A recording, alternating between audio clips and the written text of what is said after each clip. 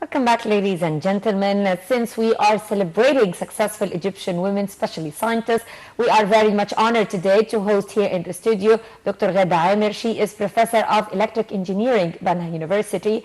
It's great having you with us, Dr. Ghada. Thank you for having me here. Actually, we mentioned your name before in this program when you were listed among the top 500 influential women, and we'll be talking about that later.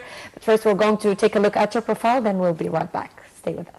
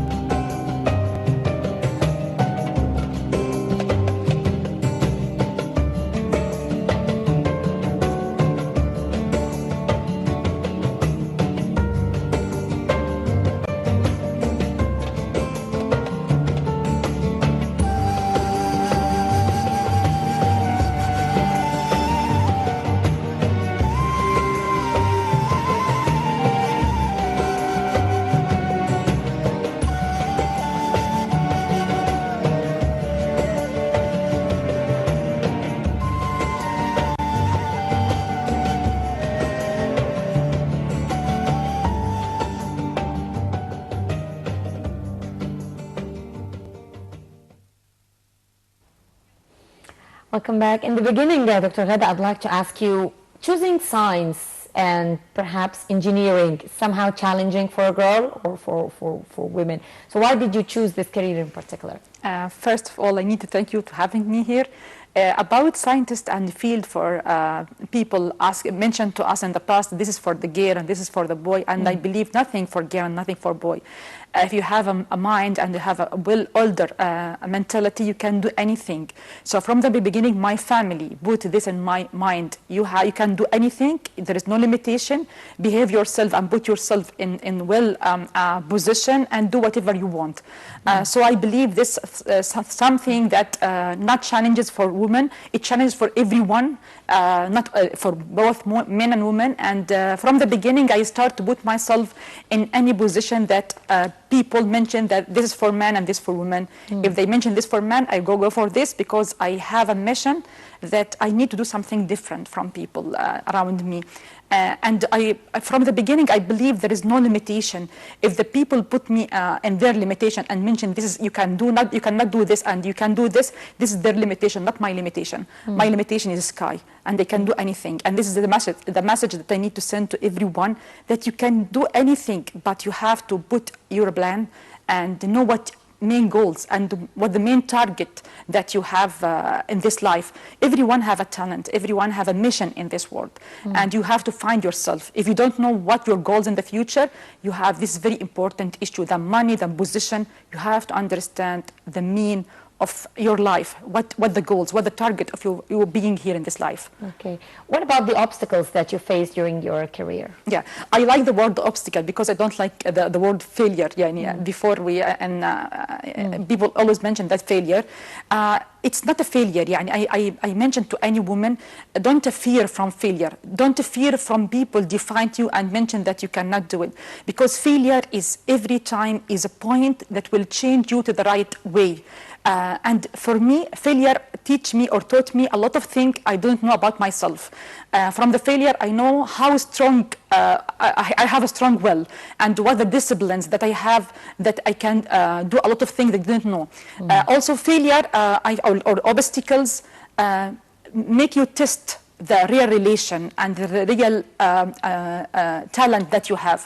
So I believe failure is, or obstacles, it's all of them are training for any person, and everyone have understand that the failure is or obstacles is something that you have to face to to know your talent and your strong being that you need to go forward. Okay. Dr. Ghada, perhaps the field of electric engineering is somehow challenging here in Egypt. How do you see this field, and how do you see scientific research so far here in Egypt? Yeah, for the scientific research in Egypt, from last 10 years ago, people didn't understand the real meaning of, or the real meaning of scientific research. All of us just doing research to publish in international journals, and this is important. But the more important that we oriented our research for community and to connect our the output or the result to solve a problem or to engage youth with a job creation. So now I believe there's a lot of initiative, a lot of efforts from the government and from the university in Egypt to go for a new type of research, the research which is oriented to help people. And I need to mention, for every scientist or every research in Egypt, there is no way for luck. Even if people understand that it's luck, people do for this just and begin this by luck. There is nothing in research go for luck. It's everything is preparation for the right moment, preparation to do something that you have to put it from the beginning in your mind. For me, I don't believe with luck. I believe there is a preparation time, a preparation efforts, and this will meet my opportunity in life. If I didn't understand the meaning of my research, what I'm doing, what's my target in the future with this research, it will never be useful, and they will never gain what I need from this research. So my advice from the beginning, you have to focus on your goal in the research. Don't do it just for patent. Don't do it for show. Make it for something useful or have meaning for people. Practical. That would serve the people. Yes, that would right. serve life. Yeah. Okay, now Dr. Ghada, you were chosen among the world's top 500 influential women. Tell me more about the circumstances of such choice and nomination. Yeah, from the beginning, I started to be a normal professor in university, and I work in research. And sometimes I feel that I'm responsible to do something for my community. I always felt that it's my job to challenge the scientific community in Egypt and in the Arab world to go forward and go further step and do business and do something for their community. So I go for NGO, and I volunteer to doing something to connect people inside university with the community, and I, alhamdulillah, success to do this, and I start working not only in Egypt, but all the Arab region, for Sudan, Iraq, United Arab Emirates, Saudi Arabia. I work with all of them to do a lot of things, activities like workshop, training, connecting with the new technology, and use these great minds and connect these great minds and the scientists with the businessmen. In 2014, I named one of the top 20 Muslim influential from Muslim science from UK. Then the success make me feel, yes, I can do another thing. I can go further more, because the progress and the success lead you to another success. If you focus and invest in yourself, invest in what you are doing, you will always go further and go next step. For this year, they also choose me because they ask about the activity that you make for the community by using science and technology, and they name with me Dr. Farouk Al-Baz and Dr. Ahmed Zuhail from Egypt, because both of them do something great for their community. But it's for me, it's a great honor to be in this prestigious list with this great mind and great scientists. Okay. What is your advice for young scientists? My advice for the young scientists and for everyone who need to do something really achievement, that he focus and he insist with his dream, and didn't waste his energy to compete with other. The energy he wastes to look at other people who they are doing, invest this energy in his success or in her success. Also, the other thing that now with the new technology, you can do it. You can connect with all the world because technology now make it easy for anyone to be in the international scale. But if he work in himself and stop complaining and put a target, put a real plan in what he will doing in tomorrow and after tomorrow, and every time he have to measure and indicate what happened or what the output from his plan. The other issue for the all young people, they have to understand now they are building their CV. Anytime they waste without learn or teach a new thing, they waste their time and their CV after 2 years will people ask what you are doing, what you learn. So I told everyone around me, please invest in yourself and try to learn anything. Try to learn anything. Even if I'm engineering, learn how to use, to be accountant. If you are engineering, how to use a new technology. If you are engineering, how to talk, how to invest in yourself to make, for example, something in the media. Because the multidisciplines will make you know where is your talent, where is your gift that and God you can given you. rediscover new talents in yourself that you didn't know about before. The other issue that I need people to understand, all things they mentioned, that it's obstacles, it's challenges and opportunities. People outside always see that problems is opportunities, and all the big successes, SMEs or companies, work to solve a problem for people, not to complain. It's also applied in people. If you need to be a success person, you have to see what the people need and to do something for people, not for yourself. And then if you focus on your target and for helping people around you and put effort to help people who need help, you will gain money and you will gain position and you will make a footprint, real footprint in the floor, and people will always remember you in the future. Perhaps one of the challenges that face women, especially if they are working women and scientists in particular, is how to maintain a balance between their domestic life, the family, and the demands of the family, and the career. So how do you do that? If you arrange your time from the beginning and participate everyone or explain to everyone around you the mission that you are doing, everyone around you will help you. And sometimes you feel obstacles to arrange time with your kids, they need this and this, but if you explain to them, I will do this for you, because in the future everyone will speak that your mother do something for this, like for your future. From the beginning I start talk with them. Also with your husband, if your husband understand that you are doing something useful, and the other thing, you're not wasting his money or wasting his time just complaining from the people around you, you have a mission, he will leave you to work, or he lets you to work in this mission.